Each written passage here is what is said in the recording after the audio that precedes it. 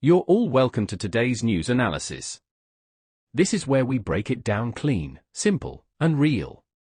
If you care about Nigeria, stay with me till the end.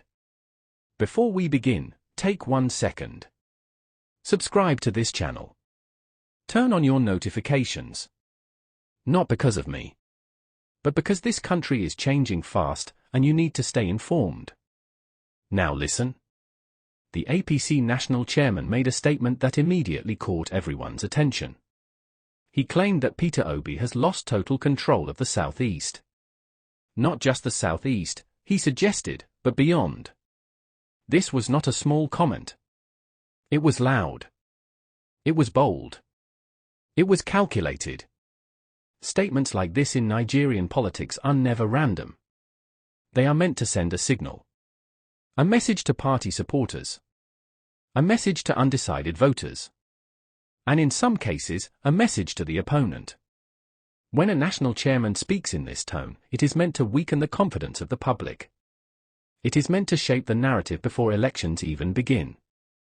But here's the thing about politics: words alone rarely last. They are only as powerful as the response they provoke. And in this case, the words did not hang silently in the air. They demanded an answer.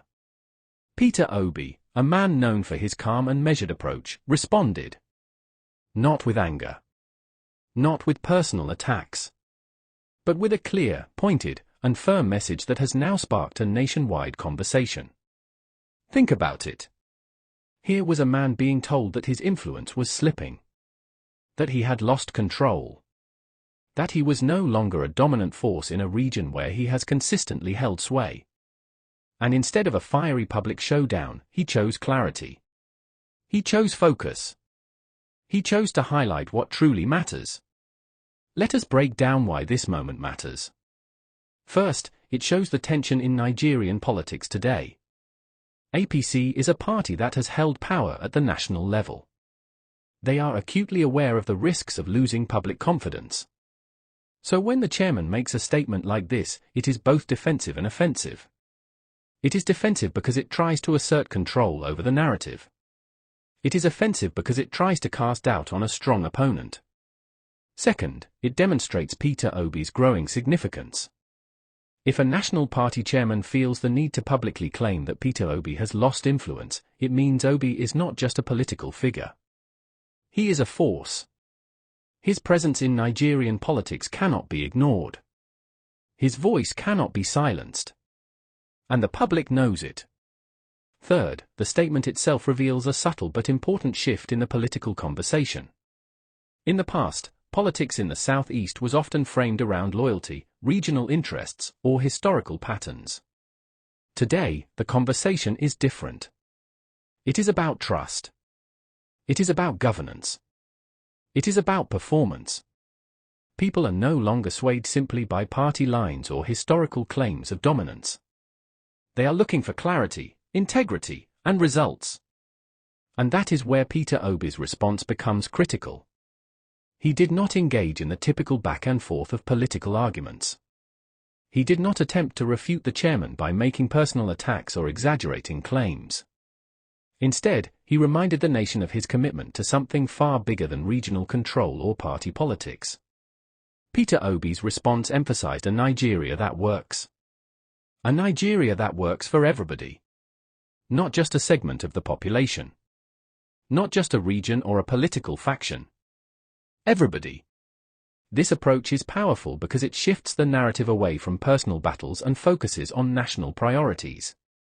It shows that while politicians may fight over control, the real issue is whether the country is functioning for its citizens. This is exactly the type of framing that has captured the attention of ordinary Nigerians, who are tired of endless political noise and empty promises. And here is something very important to note. The APC chairman's statement was intended to define the story. It was meant to create a perception that Peter Obi was losing relevance. But the response flips the story completely. It now becomes about public perception, accountability, and vision.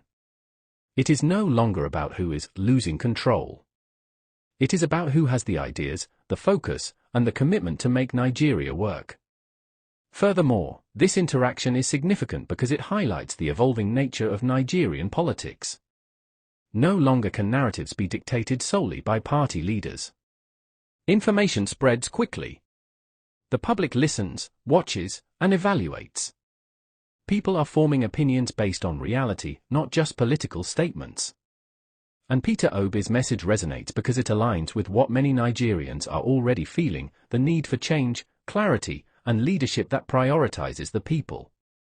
Finally, the timing of this exchange adds weight to the discussion. Nigeria is facing multiple challenges: economic pressures, insecurity, and growing dissatisfaction with governance. In the middle of all this, the conversation about political control seems secondary to what Nigerians actually care about: results, honesty, and action. Peter Obi recognized this. He highlighted that while political attacks come and go, the country has bigger issues to address. So, the APC chairman's statement was loud. It was calculated. It was intended to shake confidence. But Peter Obi's response was stronger. Calm, focused, and grounded in the real issues that Nigerians face every day. And that is why this story matters. Not just for politics.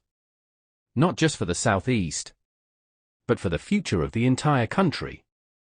This exchange is more than words.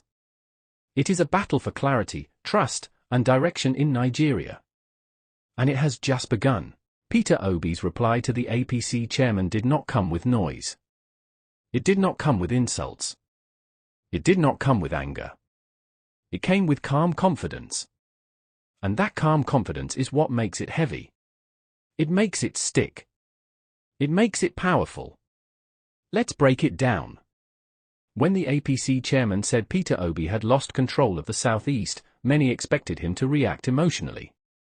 In Nigerian politics, such statements often trigger defensive attacks. Some politicians would shout, blame, or create drama. Peter Obi did not. He did not follow the usual pattern. Instead, he responded with clarity and focus. He shifted the conversation from power struggles to real issues affecting Nigerians every day. He said, and I quote, "I am more than committed to a Nigeria that works. A Nigeria that works for everybody." Think about that. Not for one region. Not for one party. Not for one group. For everybody. That simple sentence carries a lot of weight. It is calm. It is concise. But it is also a reminder that his vision is national, not regional or personal. Peter Obi did not stop there. He acknowledged the reality many Nigerians already feel. He said that the people have lost faith in the APC government. And this is important: he did not accuse the government lightly. He spoke based on the clear sentiment of the citizens. People feel the struggles every day: rising costs of living, insecurity, weak infrastructure, unemployment, and failed promises. This is not about rumors. It is about reality. And Peter Obi knows it. He also pointed out that the people have gained clarity. What does that mean?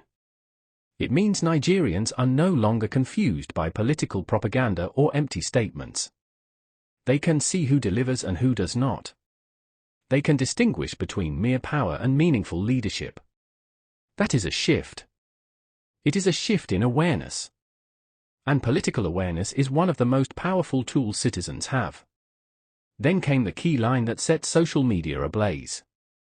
In the next election, Nigeria will make a decision. You will see that. Notice how he said it. No threats. No exaggeration. Just confidence. A quiet certainty that the people, not political statements or party claims, will decide the future of the country. That is powerful messaging. It speaks to Nigerians who are tired of political games. It reminds them that their voice matters. And it reminds everyone watching that power is not guaranteed by statements, it is earned from the people. But perhaps the most striking part of Peter Obi's response is his focus on priorities. He said he does not have time for the back and forth. Because Nigeria has bigger problems. Not one region. Not one party. The country itself. Security challenges. Economic hardship. Infrastructure failures. The well-being of millions of Nigerians. This shows a different kind of leadership. Many politicians would jump into arguments, spend days or weeks defending themselves, and lose focus on the country. Peter Obi did the opposite. He acknowledged the attack but redirected attention to what really matters. This is leadership that prioritizes action over reaction.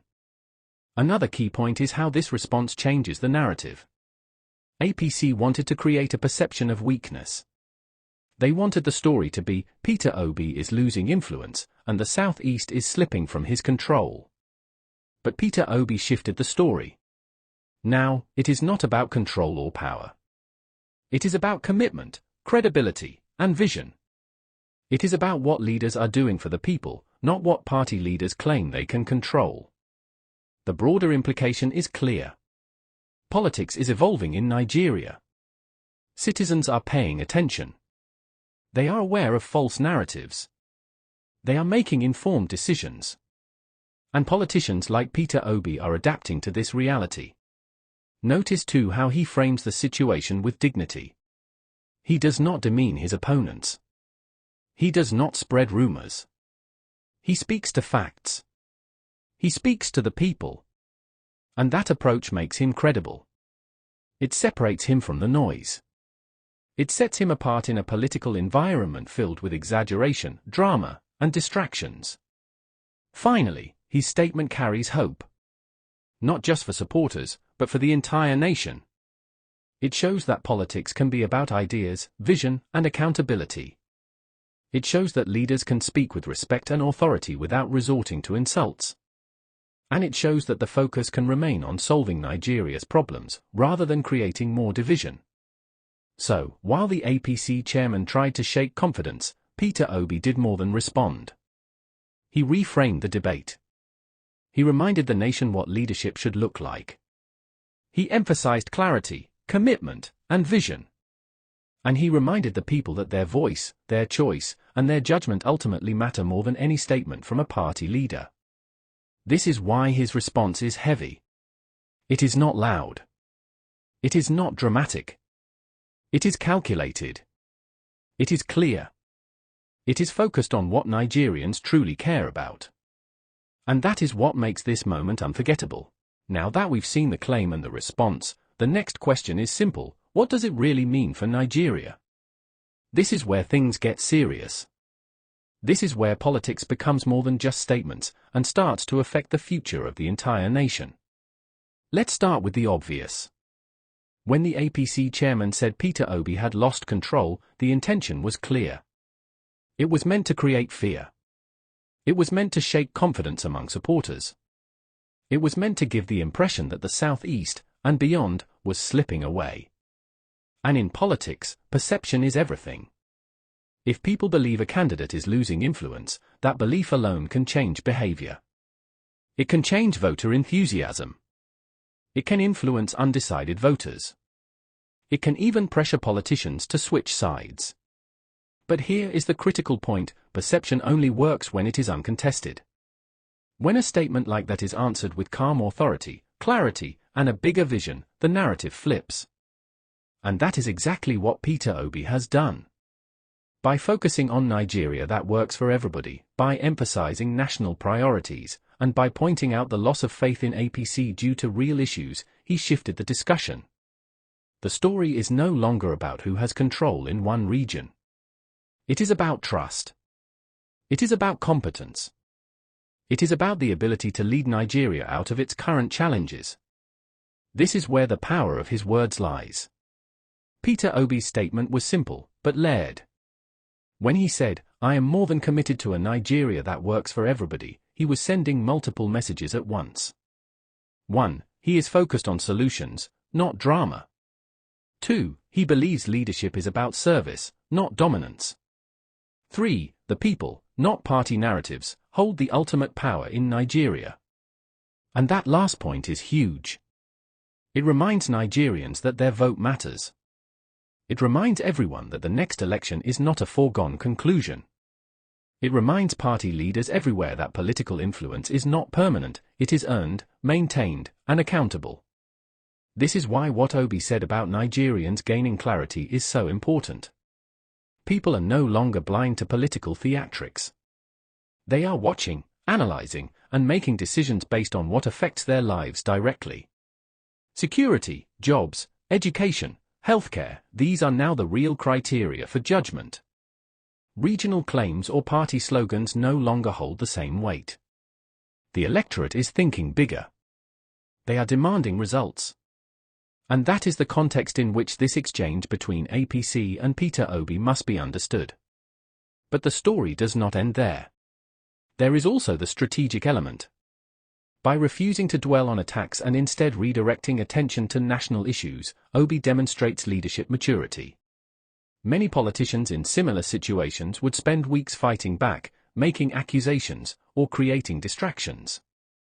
Peter Obi did not. He chose focus. He chose to elevate the conversation.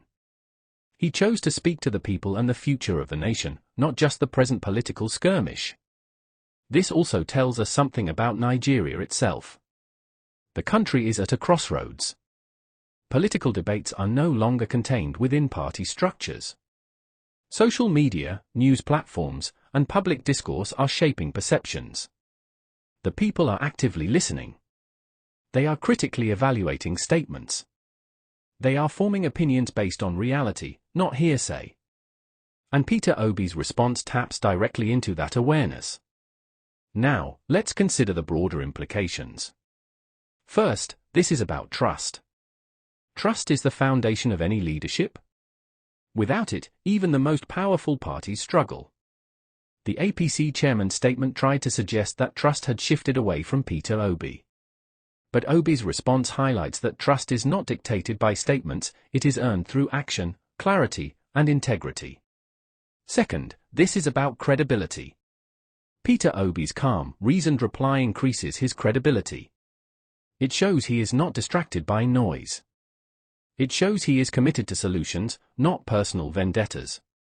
And credibility, once built, is far more durable than any political claim. Third, this is about focus. By saying he doesn't have time for political attacks because Nigeria has bigger issues, Peter Obi centers the conversation on what matters most. Leadership is about priorities, and this statement communicates that clearly. It reminds citizens that politics should serve the people, not serve ego or party dominance. Finally, this is about momentum. Every statement, every response, every public exchange now contributes to the narrative of the next election. Peter Obi has reframed the debate. Instead of focusing on supposed weaknesses, he has highlighted clarity, commitment, and national vision. And this creates momentum that resonates far beyond one region or one party. It is about the whole country. So, what should we take from all this? The APC chairman's statement was loud. It was meant to intimidate and influence perception. Peter Obi's response was heavier. It reframed the story, shifted the focus to real national priorities, and emphasized the voice of the people. It demonstrated leadership maturity and a commitment to the future. And it reminded everyone that power is ultimately derived from the people, not from party statements or political theatrics. This is the kind of moment that defines political seasons. This is the kind of statement that will be remembered not just for its content, but for its impact. Because at the end of the day, leadership in Nigeria is about more than titles or control. It is about clarity, integrity, action, and the trust of the citizens. And Peter Obi has made it clear where he stands. He is focused. He is committed. He is speaking directly to the people. The APC chairman may have intended to shake confidence, but the response shifted the debate. Now, the conversation is about solutions, priorities, and who Nigerians trust to deliver. And that is why this story matters, not just today, but for the elections to come, and for the future of the nation. The next chapter of Nigeria's political story is being written right now. And if you are watching closely, you will see how every word, every statement, and every decision will matter. The people are awake. The choices are coming. And Nigeria will decide.